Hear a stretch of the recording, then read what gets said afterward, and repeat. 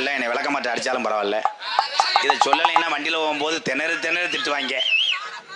அமைதியாக இருங்க. யானை கதை. அப்புறம் யானை வெறிச்சிட்டு ஓடிடும். எலி போட்டு மிதிச்சு பிடிச்சி செத்து போவேன். அது இருக்கிற எலியே ஒரு புருஷன். ஒரு யானை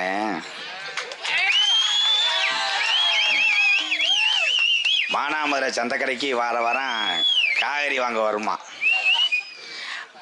அந்த சந்தைக்கடைக்குள்ள ஒரு எலி டெய்லி இந்த யானையை வாரம் பார்த்துருக்கு. பார்க்கும்போது யானைகிட்ட சொல்லியிருக்கு, யானை ஒன்றே ஒரு நாளைக்கு நான் கிண்ணா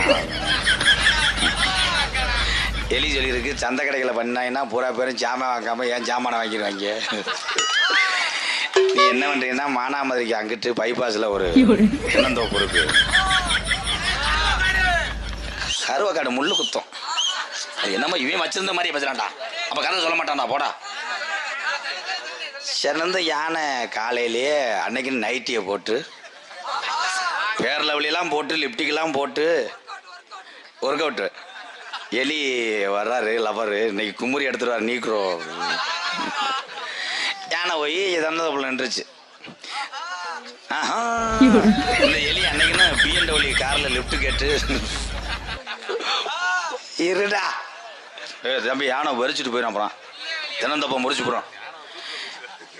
சரின்னு யானை போய் நின்றுச்சு. இந்த எலி போய் யானையை ஒரு நாள் புள்ள சுற்றிருக்கு. முண்டைக்கு கப்பலையும் தெரியல. அப்புறம் பார்த்துட்டு திடீர்னு என்னடான்னு உள்ளே போயிடுச்சு. அந்த யானை பட்டார்னு குசை போட்டு விட்டுச்சு. நம்ம பட்டார்னு விழுந்து முண்டை மயில்களில் அடிச்சு எலி கிருன்னு வந்து பின்னாடி போய் மெதுவாக செஞ்சுக்கிட்டு இருந்திருக்கு.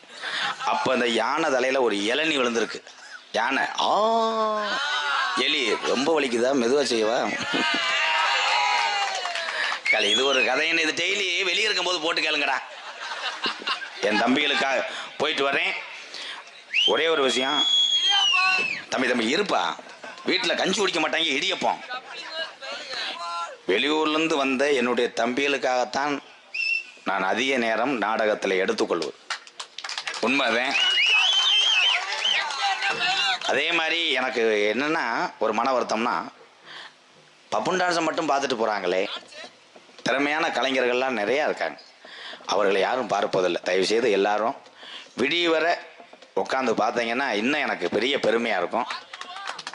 பாத்ரூம் சொல்கிறதே நேற்று ஒரு வேலை பார்த்து விட்டாங்க. நேற்று ஒருத்தன் 100 அம்பளிப்பு கொடுத்தேன். கடைசியில் அழுதுகிட்டு வந்தேன்.